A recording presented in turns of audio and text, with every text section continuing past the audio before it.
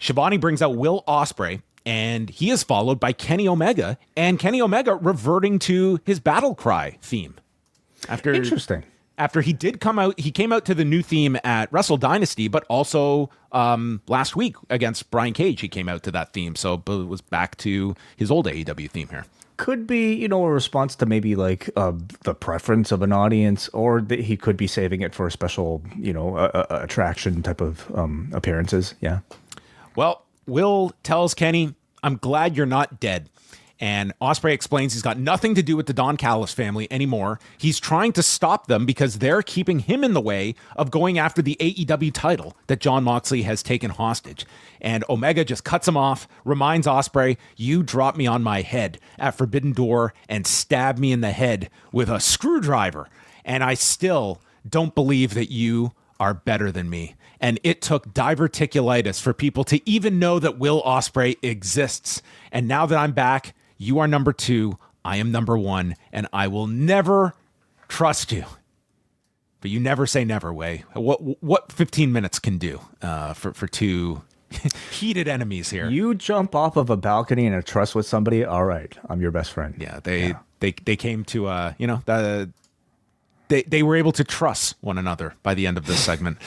So Callis walks out, and Omega just goes for him and walks into a trap because all of the Callis family members are out to attack. So Ospreay joins in, and we get a big brawl that goes from the ring into the floor and then into the concourse area. Archer and Cage are out with Takeshita and Kyle Fletcher, and it's just this brawl all over this building. And finally, Ospreay and Omega come together. They put Archer through the merch stand, and then it's still 3-on-2, and Ospreay scales up the wall like he's goddamn Spider-Man on top of this balcony, while Kenny Omega climbs the lighting truss, and together they hit these giant moonsaults. Unfortunately, the camera didn't get a great angle of Kenny Omega's, but this crowd went wild for this.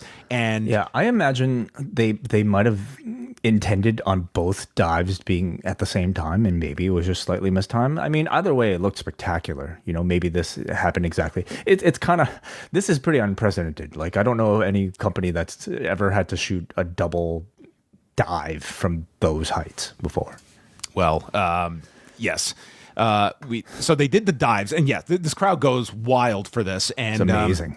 This was the moment that these two realized, yeah, we're brothers. And what a reconciliation this was for these two. And they take everyone out. They climb back. They have a united truss here, as is being showcased. And Omega challenges them to face Takeshita and Kyle Fletcher at Grand Slam in Brisbane, and they would officially announce this later, sometime on February 15th.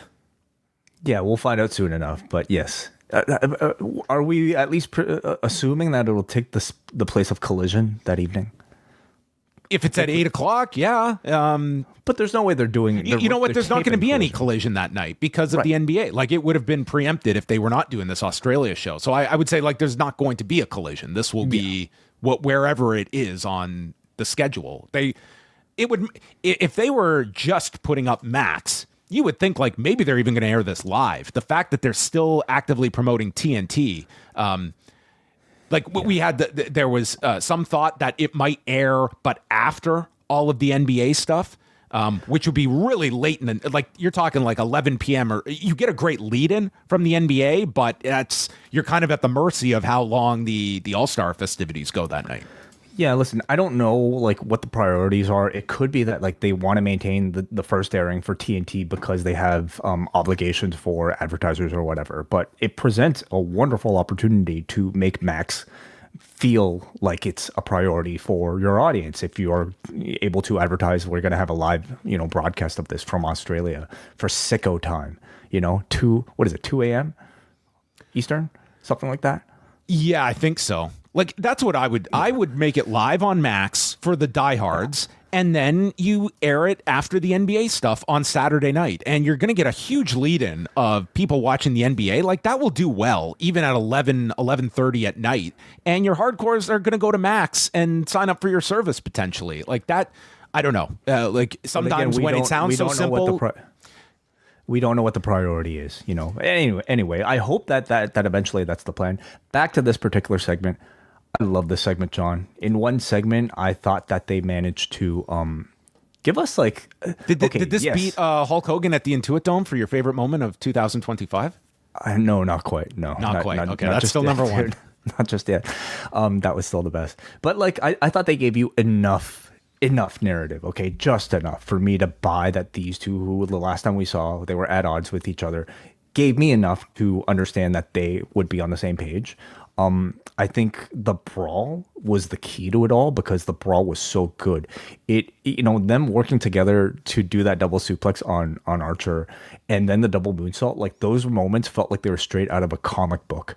Okay, at the beginning, okay, like Captain America and Iron Man hate each other, but okay, like they fight a few Hydra agents and they do a cool move together. He's like blasting his laser cannon off of his shield, and like that's enough, as a fan. And it's just like both of these men, they're not only great in ring performers, I also think that they're really good at creating these sort of like memorable moments that have some sort of narrative attached to them within their matches. So you just see them together in every instance that we've had so far, especially this one. There's something magical about seeing this pairing together. Two of the, it's not even arguable. They are the two best in-ring performers in the world. This is the type of pairing that I think could put AEW like really back on the map. And I think that they are hedging on those bets too, by the verbiage in the promo. We're here to restore the feeling, right?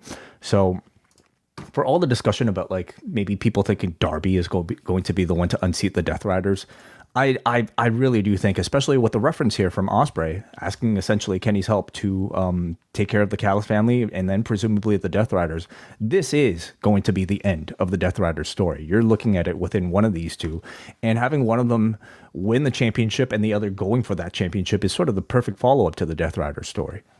Yeah, I thought it was a great opening to everything. I'm going to reiterate this fact that just like this was spectacular watching like these moonsaults, but that height, and it's like we're talking like right to the floor, and this is Kenny Omega doing this. You know what I mean? Like crazy. It's wild to me. Like this was a significant height that he was doing this, and it looked like from the angle I could see like a gorgeous moonsault. So yeah, you got a really spectacular open to this show, and you're right. Like this does feel like the closest AEW has to kind of their sort of mega powers. If we're gonna continue with the Terry references, yes. If you like this video, consider joining our Patreon, the Post Wrestling Cafe. Multiple bonus podcasts every week, ad-free shows, and access to our full archive. Otherwise, a like and subscribe is much appreciated. Thank you for watching.